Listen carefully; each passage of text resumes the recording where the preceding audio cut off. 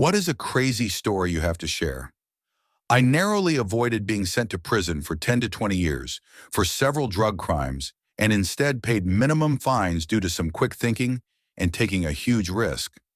When I was in high school and the few years after, my primary source of income was selling pot. One day I was just hanging out at home with the GF. We went to the Circle K a few houses down and got some beer. The clerk, who I knew pretty well at this point, asked if he knew where I could get a dubsack.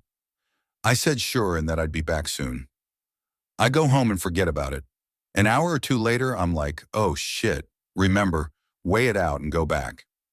He had already given me the money, very important detail for later, so I waited until he had no customers. He came out and we went around the icebox just smoking and chatting. I handed him the bag. Now there was no one around. Empty lot except for this beat-up Volvo facing the record store next door. If I had been paying better attention, I may have noticed this Volvo had completely tinted windows, which seemed odd to do on a beat-up Volvo. Two men get out of the car and approach us.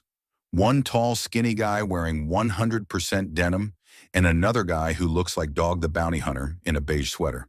They approach us and ask how we're doing.